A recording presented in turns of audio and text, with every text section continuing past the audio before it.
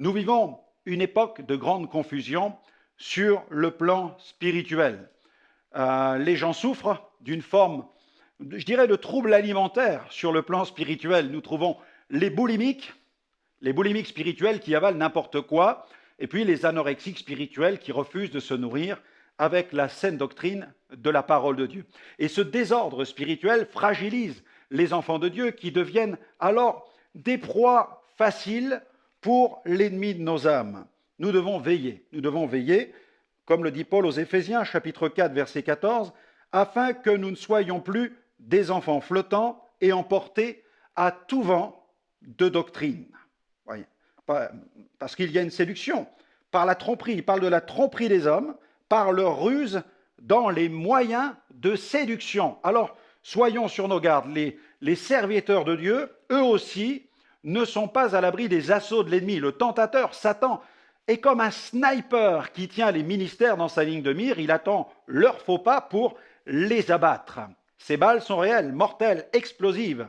Il se sert d'un gros calibre. Il tire avec, par exemple, l'adultère, la corruption.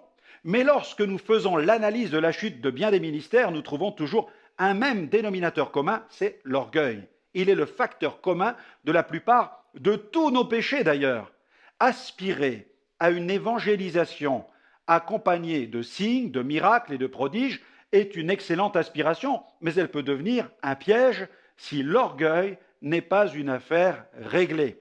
La parole de Dieu nous ouvre la voie qui mène à la victoire sur l'orgueil.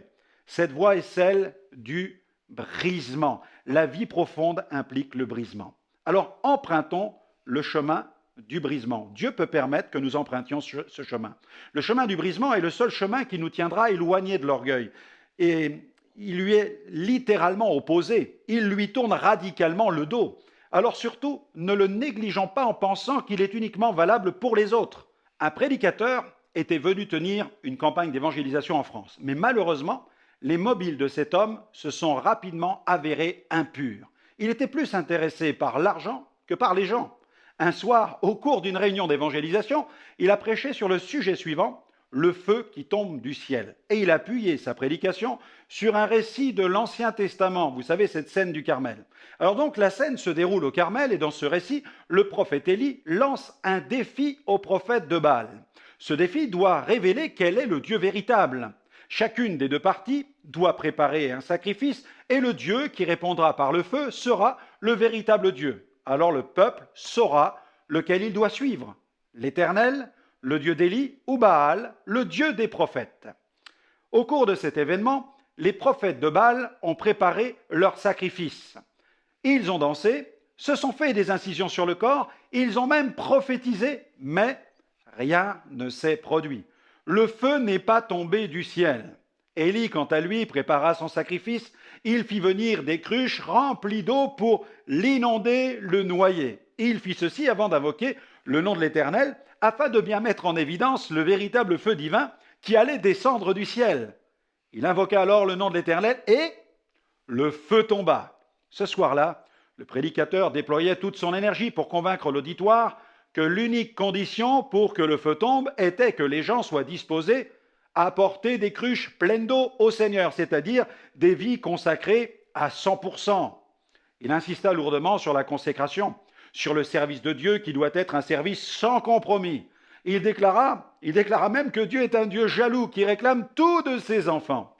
Il plaça alors des vases sur l'estrade et demanda à chacun de venir y déposer ses objets de valeur. Ces objets pouvant devenir des obstacles à la consécration. Il convenait à chacun de montrer ainsi à Dieu qu'il était prêt à s'en dépouiller et les gens sont venus déposer de l'argent dans les vases. Mais ça n'était pas fini. Au mont Carmel, Élie a demandé plusieurs fois aux serviteurs d'apporter des cruches remplies d'eau. Le prédicateur appela donc de nouveau les gens en leur disant que Dieu n'était pas satisfait, qu'il réclamait plus de consécration de leur part. Ainsi, plusieurs personnes se sont levées et ont commencé à porter des montres, des gourmettes, des bijoux, des vêtements et d'autres objets de valeur. Un appel à la consécration. J'appelle cela plutôt du racket organisé. Les gens se sont fait vider les poches et ils ont dit Amen, Alléluia. Est-ce cela le feu qui tombe du ciel? Quelle désillusion! Voulez-vous vivre un ministère vraiment oint? Ne vous laissez jamais séduire par ces pseudo-ministères inspirés. N'utilisez jamais de telles pratiques sous peine de faire fuir l'Esprit de Dieu de votre ministère et de votre vie. La Bible nous montre des gens comme Samson, Saül, Judas, qui ont joué avec l'onction. Regardez quelle a été leur fin. Approchez-vous de Dieu avec un cœur vrai, avec un cœur sincère. Humiliez-vous devant lui afin qu'il brise toute espèce d'orgueil et de vaine gloire en vous. Soyez disposés à servir le Seigneur sans motif d'intérêt. Veillez à servir le Seigneur avec des mobiles purs. N'oublions jamais que le message de Philippe l'évangéliste était christocentrique et non égocentrique. Je me souviens avoir assisté à une grande conférence dans laquelle devait intervenir un ex-proxénète qui avait un puissant témoignage de conversion. Une importante campagne de publicité avait été mise en place pour l'occasion. La salle était, comme on dit, pacte, elle était pleine à craquer. Les chrétiens avaient même invité leurs amis. Tous étaient dans l'expectative, chacun s'attendait à un grand moment d'évangélisation. Et pendant plus d'une heure, le conférencier a partagé son témoignage. La foule était tenue en haleine. Quand le moment crucial arriva où il fallait tirer le filet, tout le monde s'attendait à ce qu'un appel à prendre une décision pour Christ soit lancé. Mais il n'en fut rien. Le conférencier a terminé son témoignage par un Amen, il a fait la pub de son dernier livre et les lumières se sont éteintes. Les âmes avaient été conduites sur le pas de la porte du royaume de Dieu, mais personne ne leur avait donné la possibilité concrète d'y entrer. Quel gâchis!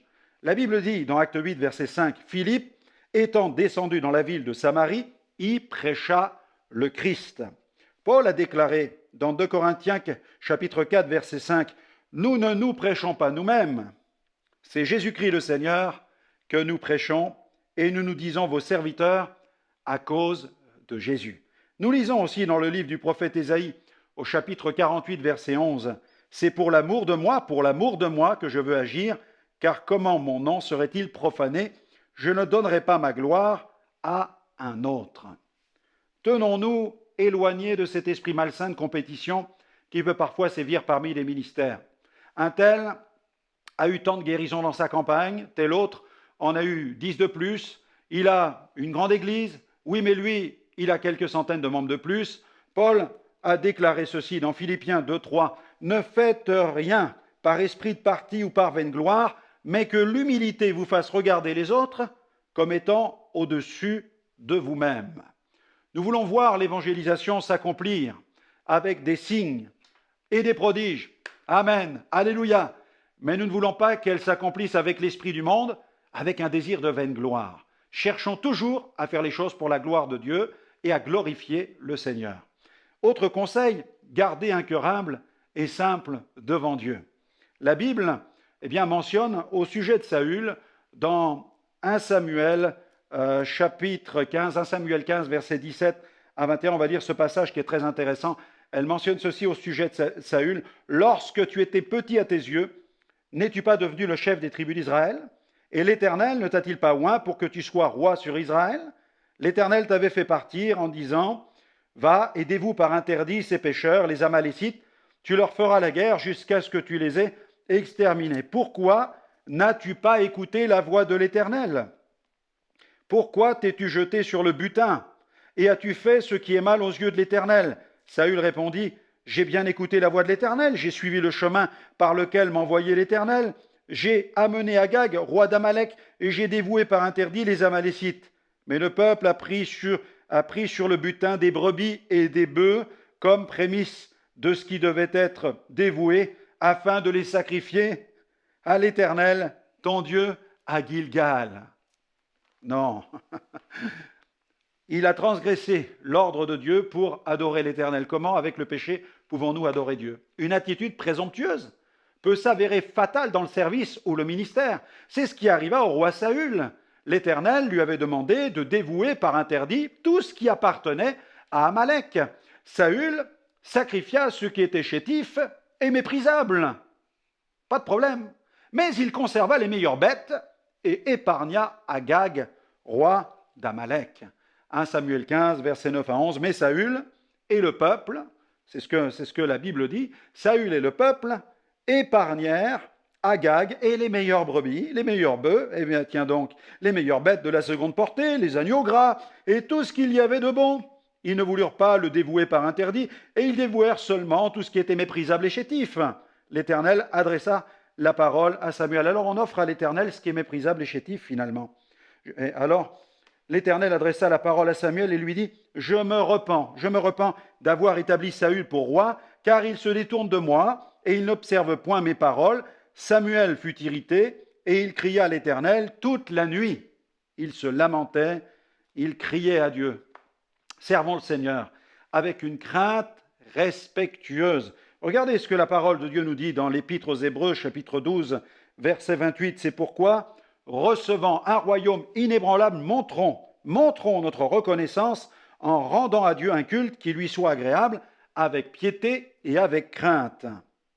Et l'apôtre Pierre ajoute, 1 Pierre 1,17, « Et si vous invoquez comme Père celui qui juge selon l'œuvre de chacun, sans exception de personne, conduisez-vous avec crainte pendant le temps de votre pèlerinage. » Vous avez soif de plus? Vous désirez plus d'onction? Vivre une vie plus passionnante dans l'esprit? C'est possible, mais tout cela a un prix. Découvrez-le au travers de ce livre, Le prix de l'onction.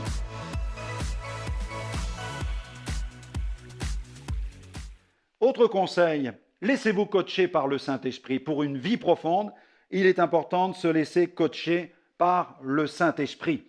Si un jour, vous avez le privilège d'être comme Élisée, marchant dans l'ombre d'un Élie, ou d'être comme Josué, marchant dans l'ombre d'un Moïse, n'oubliez jamais que le Saint-Esprit demeure votre meilleur partenaire. Il est votre meilleur formateur, votre coach d'excellence.